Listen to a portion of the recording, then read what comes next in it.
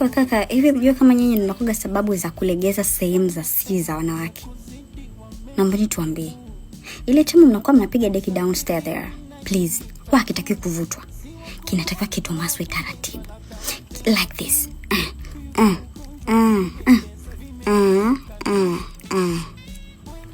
Nyinyi mnafanyaje? Alafu unakuta mtu anavuta kama anavuta Big G, ni anapita kule anafanya kabisa yani mpaka sikile Usijaribu kwangu, nitakupiga kofi la kipara ni ya kichwa. Utorudia baby. Wanaume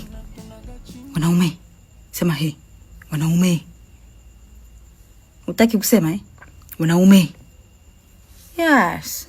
Now come close baba, come close. Naomba tuambie hivi. Sio kila mwanamke anapenda kunyonywa uchi. Sio kila mwanamke anapenda kuingizwa ulimi down there. Sio kila mwanamke anapenda kuingizwa vidole down there. Na mbaya zaidi mnakuta kucha zenu sio safi baby. Hivi mnajua mnatupatiaga magonjwa?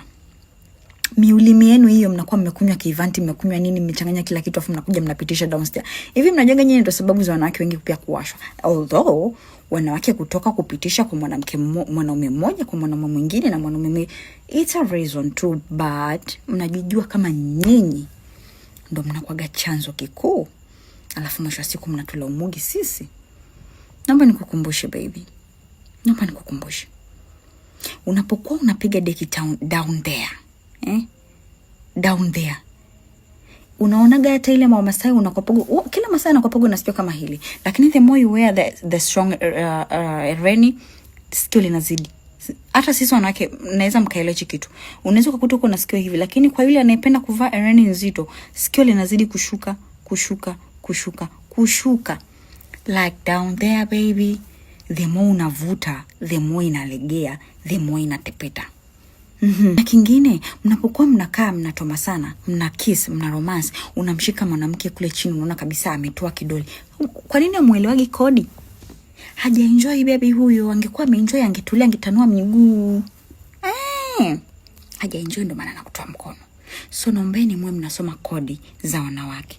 Kuna mtu amenitumia message ameniambia mimi mwanamke wangu kila tukiwa tuko kwenye faraga, tukiwa tuna sex, tuna suck, touching each other, nikimuingiza chini kidole huwa anatoa kwa sababu haelewi. Angekuwa nasikia rangi kwambia ingiza.